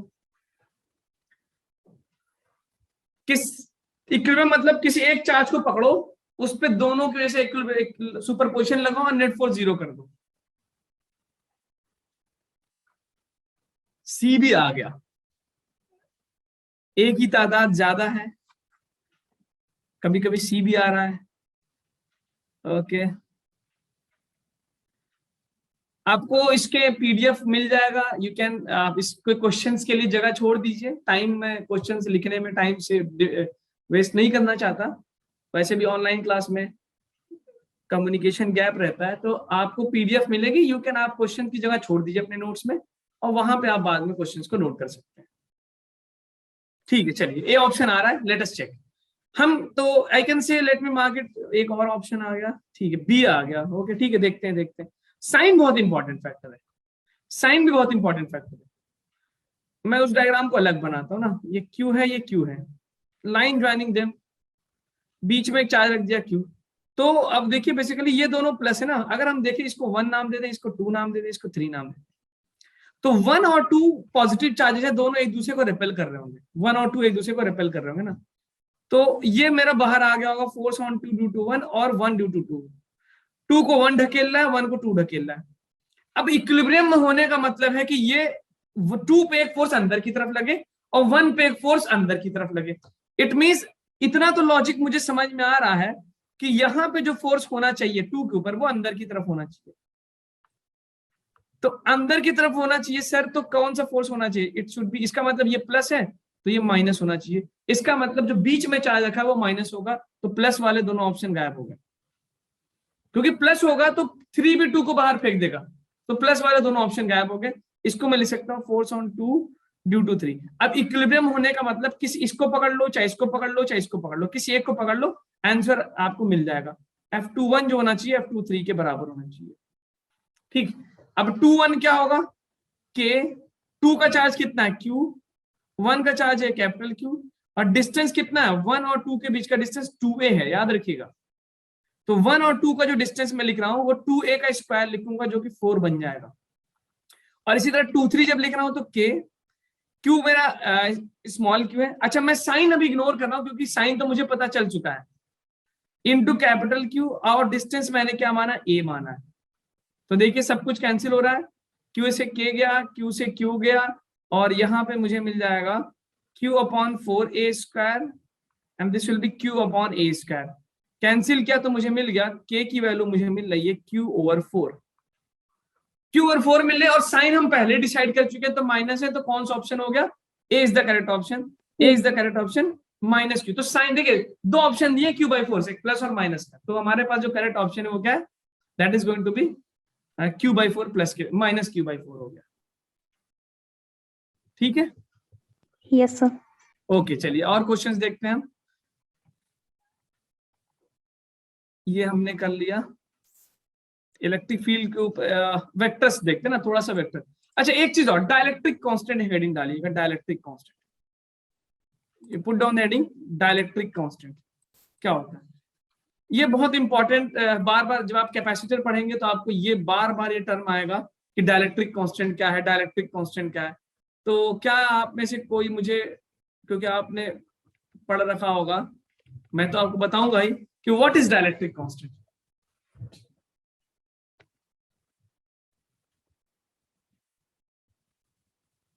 What is dielectric constant? नहीं आइडिया कोई? जी यस प्लीज। नहीं आइडिया, कोई बात नहीं। अच्छा मैं आपसे ये पूछूं कि अगर हम आपसे ये पूछें, क्वेश्चन पूछा है जेई मेंस में, क्वेश्चन पूछा गया है कि what is the minimum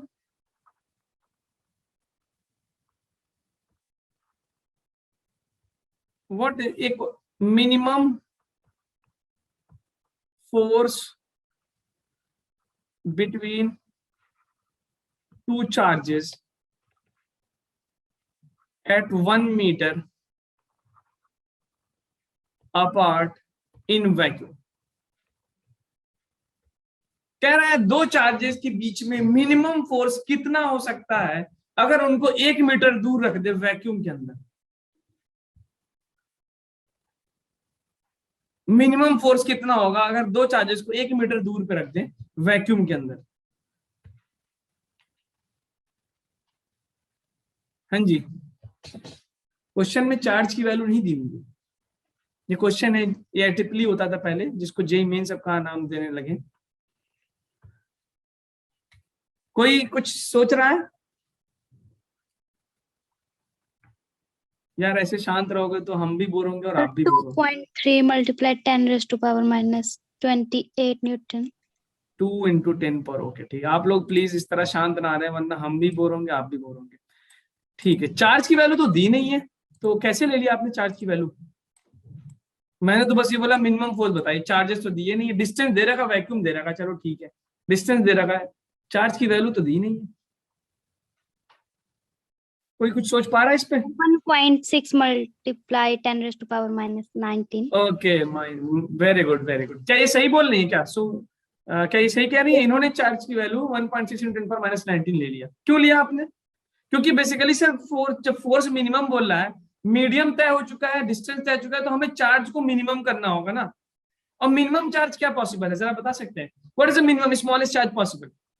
electron, charge on an electron, only 1 electron. तो इसका मतलब आप ये मान लें, इस पे 1 इलेक्ट्रॉन, इस पे 1 इलेक्ट्रॉन है, वैक्यूम दे रखा है मुझे और डिस्टेंस दे रखा है 1, तो सिंपल लगा देंगे क्या, k 9 × 10⁻9 q1 यानी 1.6 × 10⁻19, क्योंकि हमें चार्ज को, फोर्स को मिनिमाइज करना है, तो चार्ज मिनिमाइज करना होगा, इनटू 1.6 × 10⁻19 अपॉन डिस्टेंस का स्क्वायर 1। इसको सॉल्व करेंगे, you will get the minimum force between two charges. ठीक, अच्छा अगर ये बताइए हम इसके बीच में वैक्यूम के बजाय कुछ और भर दे, any other medium, any other medium than vacuum, तो जो फोर्स की वैल्यू है वो ऊपर वाले से कम आएगी या ज्यादा आएगी? मान लेते इसको हम F0 बोल दें, इसके बीच में हमने कुछ भर दिया, फॉर एग्जाम्पल वाटर डाल दिया, केरोसिन डाल दिया, वुड डाल दिया, एनीथिंग आई इंसर्टेड देयर, तो अब जो फोर्स की वैल्यू आएगी वो तो सेम तो आएगी नहीं, बिकॉज मीडियम से चेंज होता है। तो इट विल बी मोर और लेस, कम होगा ज्यादा होगा, क्या लगता है आपको? जी कम होगा, बिल्कुल। अभी मैंने ऊपर आपको बताया था कि जो परमिटिविटी, क्योंकि आपने देखा होगा ना कूलम्स लॉ में 1/4πε Q1 Q2 अपॉन r² है, तो एप्सिलॉन जो है परमिटिविटी है, और आपको बताया था कि सबसे कम किसकी होती परमिटिविटी? वैक्यूम की। तो वैक्यूम में फोर्स मैक्सिमम होता है, वैक्यूम के अलावा कुछ भी डालेंगे आप, फोर्स की वैल्यू डिक्रीज होगी। इसका मतलब क्या हम ये बोल सकते हैं फोर्स जो आएगा वो हमेशा वैक्यूम के फोर्स से कम होगा? Force in any medium will be always less than the force in vacuum, because vacuum की परमिटिविटी सबसे कम तो फोर्स सबसे ज्यादा, एप्सिलॉन सबसे कम फोर्स सबसे ज्यादा। और सबसे ज्यादा परमिटिविटी किसकी है? सबसे ज्यादा परमिटिविटी metals. बिल्कुल सिंपल। तो अब ना हमें ये पता चला कि ये बहुत इंपॉर्टेंट टर्म है, समझ लीजिए स्टूडेंट्स, डायलेक्ट्रिक कांस्टेंट। पूरा कैपेसिटर खत्म हो जाएगा अगर आप डायलेक्ट्रिक कांस्टेंट को अच्छे से नहीं समझेंगे। कि अगर हम दो चार्ज को एक बार वैक्यूम में रखा हमने, और वहां पे मुझे फोर्स मिला F0, और फिर उसकी उसी चार्जेस के बीच में कुछ नहीं किया, हमने बस मीडियम डाल दिया, कुछ भी वाटर डाल दिया, केरोसिन डाल दिया, लकड़ी डाल दी, पत्थर डाल दिया, कुछ भी डाल दिया, मेटल डाल दिया, तो फोर्स चेंज होगा। तो इन्हीं दो फोर्सेस का रेशियो कहलाता है डायलेक्ट्रिक कांस्टेंट। सॉरी F0/F,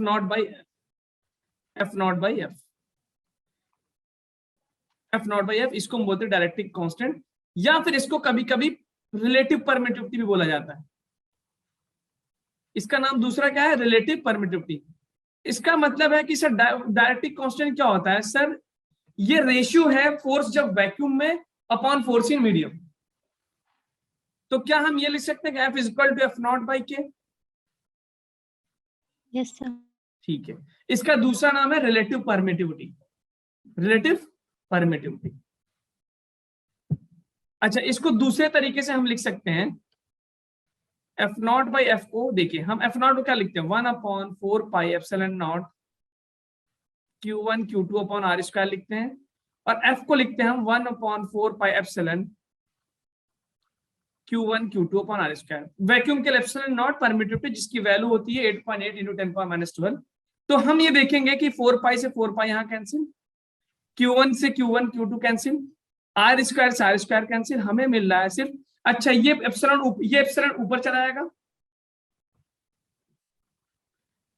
देखिए तो ये एक इंपॉर्टेंट टर्म और मिला कि जब हम डायरेक्ट्रिक कांस्टेंट को डिफाइन करते हैं या एप्सिलॉन R, तो वो होता है force in vacuum upon force in medium, और जब परमिटिविटी के टर्म में डिफाइन करते हैं तो permittivity of the medium divided by permittivity of the vacuum. इस चीज को ध्यान दीजिएगा, पहले हमने डिफाइन किया उसको फोर्स के टर्म में और फिर वहां से परमिटिविटी में जब कन्वर्ट किया तो उल्टा आ गया। तो हम ये लिख सकते हैं कि किसी मीडियम की परमिटिविटी जो होगी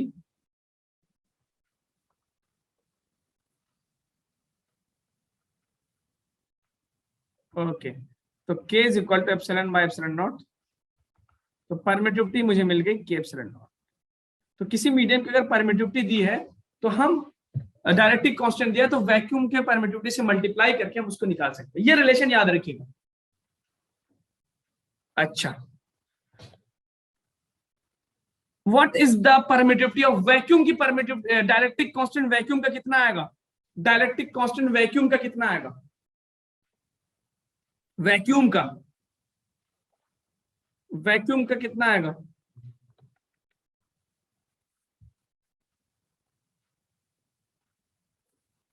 1 आएगा। वेरी गुड, क्योंकि दोनों ऊपर नीचे दोनों सेम ही रहेंगे। और मीटर्स का कितना आएगा और कंडक्टर्स का कितना आएगा। ये बहुत इंपॉर्टेंट बनने वाला है मेरे भाई, ये बहुत इंपॉर्टेंट बनने वाला है। डायरेक्ट्रिक कांस्टेंट की वैल्यू मीटर कंडक्टर से कितना आएगा, ओके 1 आएगा, 0 आएगा, इनफाइनाइट आएगा, क्या आएगा जी इनफाइनाइट आएगा। क्योंकि बिल्कुल सही, क्योंकि अभी आपने देखा कि कंडक्टर्स का फोर्स क्या होता है 0, तो F0 अपॉन 0 करेंगे तो इंफिनिटी आ जाएगी, याद रखिएगा। ये हो गया आपके पास आंसर। डायरेक्ट्रिक कांस्टेंट है फोर्स अपॉन, ये टर्म हमने डिफाइन किया। ठीक है, इसको नोट कर लिया, आगे बढ़ सकते हैं क्या। Yes. ओके ठीक है। अब हम आपको एक क्वेश्चन और देने जा रहे हैं। ठीक है, अच्छा आप, ये लास्ट टॉपिक है आपका आज का और बहुत इंटरेस्टिंग टॉपिक है। और देखिए मैं इसके बाद आपको ये क्वेश्चन जो आपको PMT 2012 में एक ये क्वेश्चन कराऊंगा, और प्लीज जाइएगा मत, और एक क्वेश्चन ये JEE मेंस 2020 में, ये 2 क्वेश्चन करके जाना है। तो क्या रेडी हैं आप। हम 2 क्वेश्चंस करेंगे, जो थ्योरी हम पढ़ने जा रहे हैं उस थ्योरी पे। ये एक तो PMT 2012 का क्वेश्चन हम करेंगे, और फिर आपके पास ये JEE मेंस 2020 का ये क्वेश्चन, इसको सॉल्व करेंगे। Are you ready for that. बिल्कुल तैयार है, ठीक है। तो बहुत इंटरेस्ट, तो मैं आपको देखिए अभी डील कर लेते हैं। एक क्वेश्चन करेंगे और दूसरा आपको करना हो, तो आप बता दो कौन सा आप करोगे, कौन सा हम कराएंगे। ये JEE मेन वाला 20 वाला आप करोगे या AIPMT 12 वाला। JEE main sir. ठीक है, तो मतलब हम AIPMT वाला पहले करते हैं। तो थ्योरी पढ़ते हैं ना, क्या इसके पीछे की थ्योरी है। हेडिंग लिखेगा sharing of charge, sharing of charges. देखो एक ना बहुत एक ऐसे बच्चों वाला सवाल पूछता हूँ। एक टैंक है जिसमें 20 लीटर पानी है, और एक दूसरा टैंक ये है जिसमें फॉर एग्जांपल 10 लीटर वाटर है। तो टैंक ए को टैंक ए से पाइप से जब कनेक्ट करेंगे तो पानी कहां से कहां फ्लो करेगा, ए से बी या बी से ए, या कहीं से कहीं फ्लो कर सकता है। मैं क्वेश्चन, अच्छा मैं फिर से पूछ रहा हूं आपसे कि एक टैंक है जिसमें 20 लीटर पानी है, दूसरा टैंक है जिसमें 10 लीटर पानी है। अगर हम, अच्छा इसको आप मैं देखिए ऊपर, मतलब कहीं मैं टैंक को कैसे भी रख सकता हूँ। टैंक का अरेंजमेंट नहीं बताया मैंने कि कैसे रखा है वो, और पूछ रहा हूं बताओ ए से बी जाएगा या बी से ए जाएगा पानी, पाइप को कनेक्ट करेंगे जब। बताओ बुद्धिमान लोग। अच्छा आप लोग की हिंदी चलती है ना, मुझे लग रहा था कि यार हिमाचल, कोई और लैंग्वेज चलती है क्या हिंदी के अलावा। पहाड़ी। पहाड़ी लैंग्वेज है, अरे वाह। अच्छा देहरादून की, वो नैनीताल कितना दूर है आपके यहाँ से। नैनीताल सर वो कितना होगा, उत्तराखंड कितना, वो पास में तो होता है आई थिंक, सब हिली एरिया उधर ही है। लैंग्वेज अलग है उधर की, उधर गढ़वाली है। अच्छा अच्छा, मैं अभी कुछ कुछ महीने पहले गया था नैनीताल। अभी इरादा बन रहा था हमारा शिमला आने का। चलो अब तो पहले तुम लोग को पढ़ा लेता हूँ, कॉन्ट्रैक्ट बन जाए फिर आऊंगा। ओके ठीक, चलिए मुझे जवाब दीजिए, टाइम भी खत्म हो रहा है, कि ए से बी में जाएगा, बी से ए में जाएगा। देखो भाई एक बात और, ये टॉपिक खत्म करके जाओगे या फिर टाइम हो जाएगा तो छोड़ के चले जाओगे? सर टॉपिक छोड़ के चल जाएंगे। अच्छा बीच तो ठीक है, टॉपिक इतनी खत्म तो हो गया। ठीक है। चलिए ज्यादा सर टाइम ले टॉपिक लेंगे, के बाद हार्डली जो है 15 लेंगे। जिसको जाना होगा, जाने वाले को कौन रोक सकता है। देखिए तो बेसिकली ना खड़ी हुई। जी, देखिए तो आप इसको ना चार्ज से कैसे रिलेट करेंगे। बेसिकली अगर हम ये बोले कि हमने 10 लीटर वाले को ऊपर रखा और 20 लीटर वाले को नीचे, और पाइप से कनेक्ट करेंगे तो किधर से किधर पानी जाएगा? Sir 10 to 20। अच्छा ठीक है, और हम ये मान लें कि हमने 10 वाले को पतला बना दिया और 20 वाले लीटर वाले को चौड़ा बना दिया बेस, और दोनों का पानी का लेवल सेम है। ठीक है, इसमें 10 लीटर और 20 लीटर मान लेते हैं, और करंट क्या, वाटर किधर से किधर जाएगा, ए से बी या बी से, या नहीं फ्लो करेगा? तो ए से बी। तो फ्लो ही नहीं। वाटर का लेवल सेम है, हाइट सेम है, जिसमें 10 है वो पतला है, जिसमें 20 वो चौड़ा है, हाइट सेम है, सर फ्लो ही नहीं करेगा। फ्लो ही नहीं करेगा। अच्छा, तो इसका मतलब आपको मैं ये बोलूं कि जो पानी का फ्लो है वो अमाउंट ऑफ वाटर पे डिपेंड कर रहा है या हाइट ऑफ वाटर पे डिपेंड कर रहा है? हाइट जी बिल्कुल बिल्कुल यही चीज, यानी हाइट को मैं क्या प्रेशर बोल सकता हूँ क्या, कि पानी अमाउंट पे नहीं डिपेंड कर रहा है सर, ये डिपेंड कर रहा है प्रेशर, हाई प्रेशर से लो प्रेशर की तरफ जाएगा। Yes sir. इसी तरह जी बिल्कुल। अब मैं एक और क्वेश्चन पूछता हूँ आपसे, एक स्फीयर लिया मैंने 20 कूलम का, और एक दूसरा स्फीयर लिया मैंने फॉर एग्जांपल 40 कूलम का, चार्ज उसमें ए टू बी। अगर मैं इनको किसी कंडक्टिंग वायर से कनेक्ट करूं तो चार्ज किधर से किधर फ्लो करेगा, ए से बी, बी से ए, या नहीं फ्लो करेगा, या कुछ भी हो सकता है सर?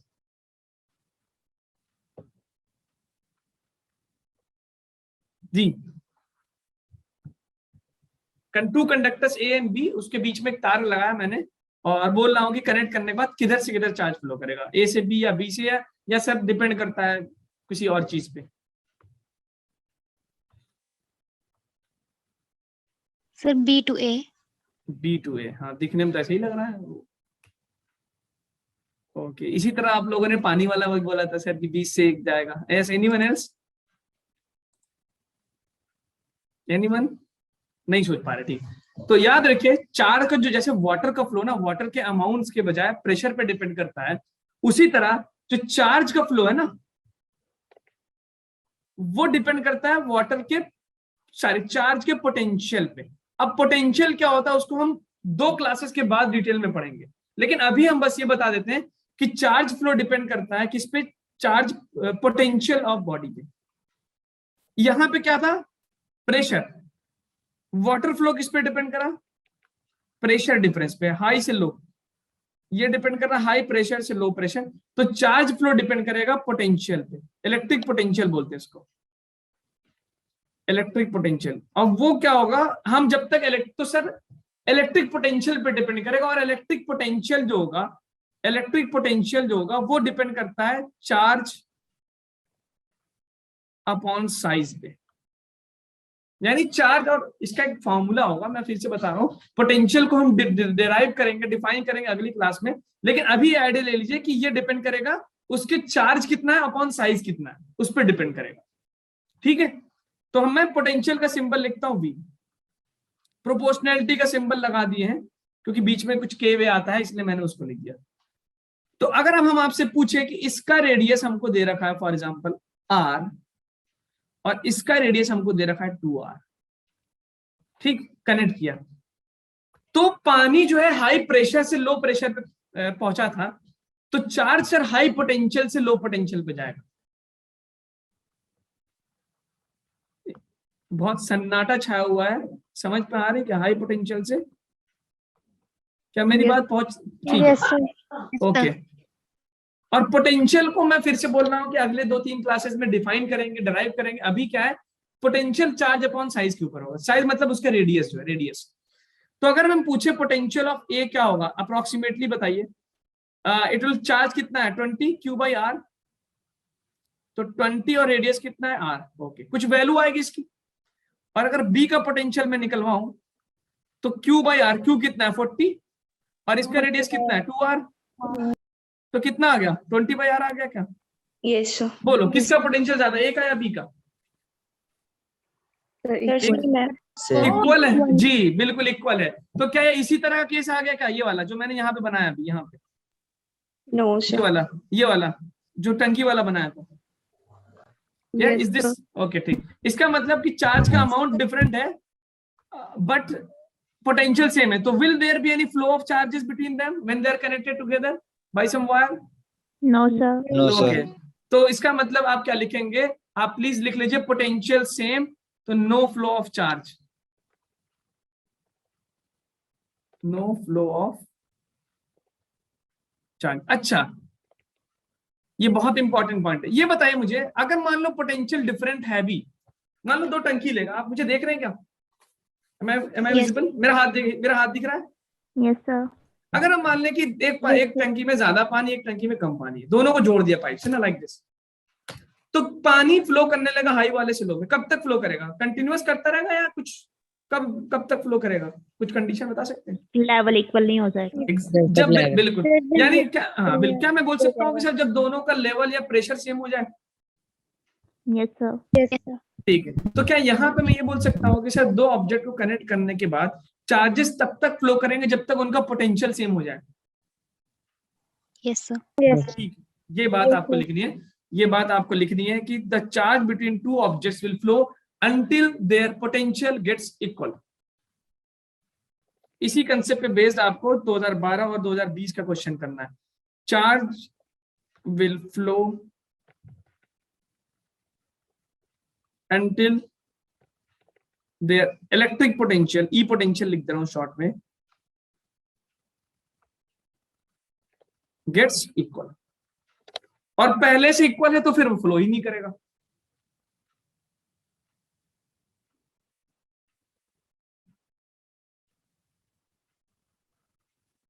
चलिए आए थ्योरी पे, आए क्वेश्चन की तरफ बढ़े, इसका एप्लीकेशन पे।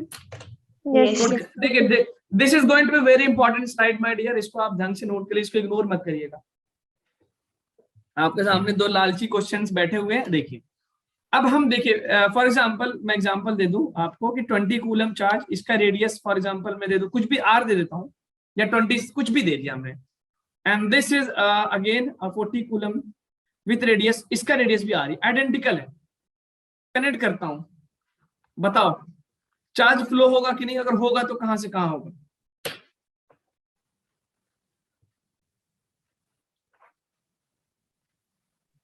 Sir B2A। B2A. B2A, okay. B2A। मतलब आपने किस पे फोकस किया, पोटेंशियल पे फोकस किया कि चार्ज के अमाउंट पे फोकस किया? Sir potential. ठीक है, तो VA आपने निकाला होगा Q by R, K Q by R, देखते इसको, K वो जो कांस्टेंट है वो K है ना, K Q बाई आर, तो मुझे मिला VA K Q की जगह 20, रेडियस की जगह साइज R, और इसका पोटेंशियल मुझे मिला K Q की जगह 40। अभी एक शॉर्टकट भी देने वाला हूं मैं आपको, which is 40 Q by R. तो मुझे मिल रहा है कि ये 40 है, 20 है, it means the charge will flow from B2A flow करे। और कब तक फ्लो करेगा? जब तक, ओके ठीक। तो हम ये मान लेते हैं कि आफ्टर फ्लो क्या हो गया, हम ये मान लें कि फ्लो करने के बाद A का चार्ज चेंज हुआ होगा, 20 से कुछ बढ़ा होगा, B का चार्ज घट के कुछ घटा होगा 40 से। अगर हम ये मान लें कि इसका चार्ज फ्लो के बाद X हो गया और इसका चार्ज फ्लो के बाद Y हो गया, ठीक, इस टाइम पे फ्लो होने के बाद पोटेंशियल क्या सेम होंगे क्या जी? Yes sir. तो क्या मैं यहाँ पे अब लिख सकता हूँ क्या, VA is equal to VB? यहाँ पे मुझे क्या मिला था, here I got a result that, मुझे इधर मिला कि सर B का पोटेंशियल ज्यादा है A से, तो B से A की तरफ चार्ज बढ़ा, 40 कम हुआ, 20 बढ़ गया, जैसे पानी की टंकी। आफ्टर फ्लो होने के बाद दोनों अपना अपना ऐसा हुआ कि उसका चार्ज कम, उसका चार्ज ज्यादा हुआ। तो क्या मैं इसको KX बाई आर और इसको क्या मैं KY बाई आर लिख सकता हूँ? Yes. ओके ठीक, तो यहां से मुझे रिजल्ट मिल जाएगा एक्स आर से R X equal to Y, यानी दोनों के चार्जेस बराबर हो जाएंगे, दोनों के चार्जेस बराबर हो जाएंगे। अच्छा, एक स्टेप तो ये होगा। दूसरा स्टेप, टोटल चार्ज क्या होगा, सेम होगा अलग होगा? टोटल चार्ज, मतलब पहले था 60 कूलम 20 + 40, तो फ्लो होने के बाद भी तो टोटल 60 ही होगा। Yes, sir. तो can I say Yes, sir. Total charge will be equal to 60 Yes, sir. और x is equal to y है, तो क्या मैं इसको 2x इज इक्वल टू 60 लिख सकता हूँ? Yes, तो sir. x की, तो इसका मतलब क्या दोनों पे टोटल का आधा आ जाएगा? Yes, sir. क्या दोनों पे टोटल का आधा आ जाएगा? ठीक है, तो x will be 30 coulomb and y will be also 30 coulomb. ठीक, इसका मतलब कंक्लूजन ये है कि अगर आइडेंटिकल स्पेयर से, नोट करिएगा इसको, मैं अगली, इसको नोट करिए, मैं अगली स्लाइड पे लिखूंगा, ये बहुत इंपॉर्टेंट बात है, बहुत इंपॉर्टेंट बात है। जस्ट 5-7 मोर मिनट्स, 5-7 मिनट और चाहिए मुझे। Done, sir. ठीक है, तो कंक्लूजन ये है कि अगर आइडेंटिकल बॉडीज हैं, आइडेंटिकल मतलब साइज सेम हो, आइडेंटिकल बॉडीज हैं, तो कनेक्ट करने के बाद जो चार्ज होगा वो टोटल का आधा हो जाएगा क्या? Yes, sir. It means identical bodies हैं तो फाइनल चार्ज जो होगा इज हाफ ऑफ टोटल। ये लिख सकता हूं मैं, या फिर मैं बोल सकता हूं अगर आइडेंटिकल बॉडीज हैं तो charges, total charge equally divide हो जाएगा।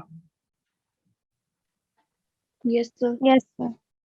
Okay okay, total charge equally divide होगा, इसको नोट करिए और करिए क्वेश्चन।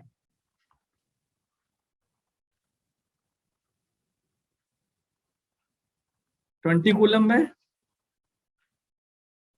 और -10 कूलम में अभी फोर्स लग रहा है F। ठीक, अब उनको हमने किया टच, सेम साइज है, टच करने के बाद फिर से वापस वहीं पे रख दिया, R रेडियस पे वापस रख दिया। ठीक है, अब कह रहा है फोर्स कितना होगा? F ही होगा, यानी दो कंडक्टर्स थे, एक का 20 था, एक का -10 था। ठीक है, टच किया, टच करके वापस वहीं रख दिया, कह रहा है फोर्स अब क्या होगा? F वही होगा या कुछ बदल जाएगा? अब बदलेगा तो कितना बदलेगा?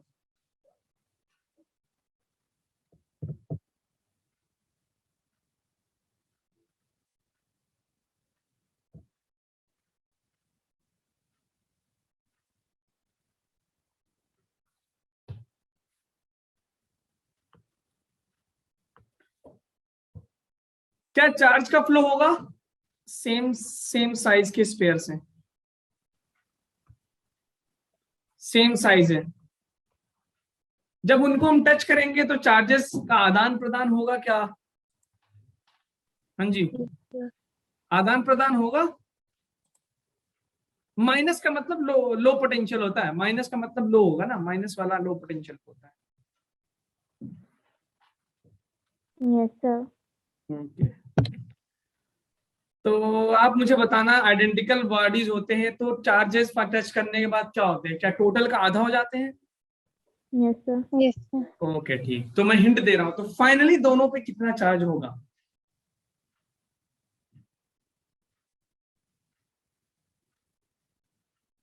Five coulomb. क्या ये साइड? Five. अच्छा, ओके, माशाल्लाह, वेरी गुड। क्यों? क्योंकि टोटल कितना है? टोटल क्यों मुझे मिल गया 20 में से 10 गया, कितना? 10। और आइडेंटिकल है तो मैंने पीछे प्रूफ किया कि आधा हो जाता है, आइडेंटिकल के लिए हाफ हो जाता है, तो 10 का आधा 5 कूलम। क्या यहाँ का फोर्स निकाल सकते कूलम्स लॉ से?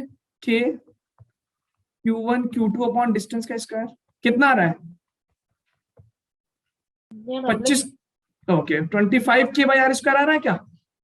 Yes, अच्छा, और sir. यहाँ पे निकालना Yes, जरा sir. बेटा, यहाँ पे निकालना जरा, फोर्स कितना आ रहा है? K Q1 कितना है? 20 और Q2 कितना है? 10 अपॉन डिस्टेंस कितना? 200 आ रहा है क्या? Yes, sir. ओके, माइनस का मतलब क्या है? Attractive force. ये फोर्स कैसा है? ये क्वेश्चन पूछा गया है एग्जाम में जो मैं करा रहा हूं। ओके, अब मुझे बता F1 कितना होगा? पहले के 4F 5F 6F 7F कितना होगा? भाई देखो, जिनको सीखना है वो रुके, जिनको कुछ काम है they have some work they can, उनकी मर्जी है। मैंने आपसे पूछा था कि कंटिन्यू करें कि ना करें, 8F. कितना आ रहा है? Sir, 8. 8F. Okay, very good, 8F आ रहा है। तो हम डिवाइड कर लेते हैं सिंपल, F1 अपॉन F कर दीजिए। F1 कितना है 25K अपॉन आर स्क्वायर, और F कितना है 200K upon R square. Cancel किया, मुझे मिला सब कुछ कैंसिल करने के बाद आर स्क्वायर गया, K से K गया, 25 पे 1/8 आ गया। तो मुझे मिल गया F1 जो होगा F/8 होगा ना, 8F कहाँ होगा, F/8 हो रहा है, 1/8 हो जाएगा ना।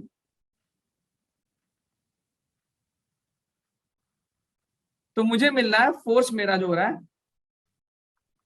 F1 जो हो रहा है वो F/8 आ रहा है। ठीक है, और पहले अट्रैक्टिव था, बाद में क्या होगा? अट्रैक्टिव है रिपल्सिव? Repulsive. इसका मतलब फोर्स का अमाउंट भी चेंज हुआ है और फोर्स का नेचर भी चेंज हुआ है। यही क्वेश्चन पूछा गया था कि F/8 रिपल्सिव, F/8 अट्रैक्टिव, दोनों। ठीक है, चले आगे। Yes, sir. चले आप देखिए, ओके ठीक। 2 मेटेलिक स्फीयर्स, ये आते हैं इस वाले क्वेश्चन को करिए, जेईई मेंस 2020 का क्वेश्चन है। ठीक है, आप अपने, ये लास्ट क्वेश्चन है, टाइम हो गया ज्यादा, इसको हम करते हैं। 2020 क्वेश्चन है। क्वेश्चन पढ़ा जा रहा है कि मैं पढ़ दूं एक बार? सर पढ़ दो। ठीक है, देखिए क्वेश्चन शायद छोटा है, उसका फॉन्ट है। 2 आइडेंटिकल कंडक्टिंग स्फीयर्स। अच्छा पहले बताया, पीछे वाला क्वेश्चन सबको समझ में आया कि नहीं? ये वाला, दिस वन, कि फोर्स F/8 हुआ और अट्रैक्टिव से रिपल्सिव हो गया। Yes, sir. F1 upon F ही Yes, क्यों sir. किया? देखिए आपको पूछ रहे हैं कि F1 अपॉन F क्यों किया। आप F1 अपॉन, देखिए मुझे मिला है F की वैल्यू, जो पहले वाला फोर्स है, जो पहले वाला फोर्स F है, वो मुझे मिला था 200K अपॉन आर स्क्वायर, और बाद वाला फोर्स मिला F1 equal to 25K upon R square. अब मुझे इन दोनों के बीच में एक रिलेशन चाहिए ना, तो कुछ भी कर दीजिए आप, F1 अपॉन F करिए चाहे F/F1, आंसर सेम ही आएगा। ठीक है, कुछ भी करिए। F1 अपॉन F किया तो इसका नीचे रहा, और ये कर दिया मैंने F को नीचे लिखा, तो 25 1 टाइम्स, 25 8 टाइम्स, तो 1/8। तो from here I will get F1 equal to F/8। आई बात समझ में? कौन पूछ रहा था? अनीशा। आप इसको F/F1 करेंगे तो भी आंसर सेम आएगा। अगर आप इसको ना, if you are going to F/F1, तो ये 8 आ जाएगा, तो भी आंसर सेम ही मिलेगा आपको। अनीशा समझ में आई बात? Yes sir. ओके ठीक, अब ये लास्ट क्वेश्चन करते हैं, फिर क्लास को एंड करते हैं। मैं क्वेश्चन पढ़, 2 identical conducting spheres with negligible volume. Negligible volume का मतलब समझ जाइए क्या, पॉइंट चार्ज है। ठीक है, having charge 2.1 nano coulomb, nano means 10 power minus कितना होता है? Okay very good, -9. and minus 0.1 nanocoulomb charge respectively, they are brought in contact and then separated by a distance of 0.1 meter। पहले उनको touch किया, फिर उनको आधे मीटर की दूरी पर रख दिया। The electrostatic force acting between them is, तो ये fill in the blanks में क्या आएगा? तो अब उनको टच करने के बाद जब रखेगा तो इलेक्ट्रोस्टैटिक फोर्स कितना लग रहा होगा उन दोनों स्फीयर्स के बीच में? ये आपका क्वेश्चन है जेईई मेंस 2020 का, और इस पे हमने क्वेश्चन अभी कराया है।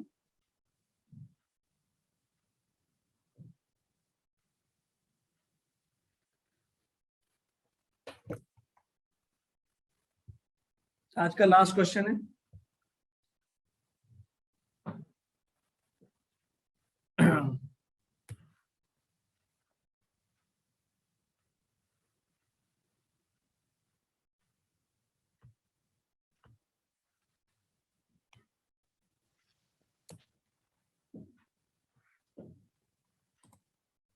Okay, mashallah, great. People, students are giving the correct answer.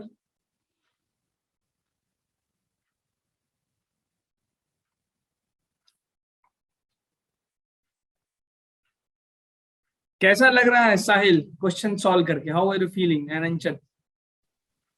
Good, sir. Good, Good, sir. Okay. तो if you are able to see solve the questions which are asked in the exam, तो confidence का अलग ही level होता है। क्या कहते हैं? Yes, Yes, sir. sir. ठीक है, अब इसको ना, अब देखिए हम ना आज की क्लास में करेंगे तो आप लोग भाग जाएंगे। तो कल हम करेंगे कि अगर वो स्पेयर्स नॉन आइडेंटिकल होंगे तो क्या होगा, और फिर इलेक्ट्रिक फील्ड और थोड़ा सा वेक्टर पे बेस्ड चीजें पढ़ेंगे। तो आप सबसे रिक्वेस्ट है और सजेशन है, जो भी आप समझिए, ऑर्डर है व्हाटएवर, कि कल वेक्टर्स को थोड़ा सा देख के आइए ताकि हमें बताने में आसानी हो और हम इस क्वेश्चन को सॉल्व करते हैं। आइडेंटिकल स्फीयर है भाई, तो आफ्टर टच के बाद चार्ज कितना होता है, टोटल का आधा। Yes sir. तो पहले कितना है 2.1 और टोटल माइनस 0.1 कितना 2 हो गया क्या, 2 nano coulomb total Yes, sir. Charge है। तो एक पे कितना आएगा, आधा, यानी 1 नैनो कूलम। इस पे भी कितना Yes, आ sir. गया 1 नैनो कूलम, और डिस्टेंस कितना दे रखा 0.5 मीटर। अब बता दो, कूलम्स लॉ वैक्यूम की बात कर रहा है, सिंपल लगाओ और आंसर निकालो 1 मिनट में। के Q1 1 नैनो, नैनो का मतलब 10.9 अपॉन डिस्टेंस है 0.5 का स्क्वायर, 0.5 इंटू 0.5। तो मुझे ये मिल रहा है ये +9, ये -9, 0 हो जाएगा, ठीक है। और हमको मिल जाएगा, I will get basically 9 into 10⁻⁹। इसको हटाया, ऊपर आ गया 100। Then I will be getting 100 upon 25, 5 5 4 times आ गया। सिंपल मैथमेटिक्स से 9 4 36 into 10⁻⁹ newton is the answer.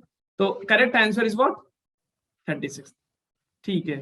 36 is the correct answer. Few students answer the question. तो आइडेंटिकल में टोटल चार्ज को हमने हटाया और उसको देखा, ठीक है। तो कल हम इस तरह का कुछ प्रॉब्लम सॉल्व करेंगे, जिसमें ये देख लीजिए स्क्रीनशॉट में भेज, पीडीएफ आपको मिल जाती है। कैसे पीडीएफ आपको मिलती है, क्या करते हैं download, how you do that? Sir recording मिल रहा। अच्छा, नहीं पीडीएफ भी अपलोड होती है ड्राइव पे, तो आप वहां से ले सकते हैं। कल हम इस तरह का प्रॉब्लम सॉल्व करेंगे जिसमें दोनों का साइज अलग है। देखिए क्वेश्चन में एक का रेडियस 1 है, एक का 3 है। फिर हम आगे बढ़ेंगे वेक्टर्स पे, पोटेंशियल पे, इलेक्ट्रिक फील्ड पे। ओके, तो I hope this is enough for today. आज के लिए काफी है, ठीक है। I hope you enjoyed the class और चीजें समझी। किसी के पास कोई डाउट कुछ है तो पूछ सकता है, कुछ कहना चाहे तो।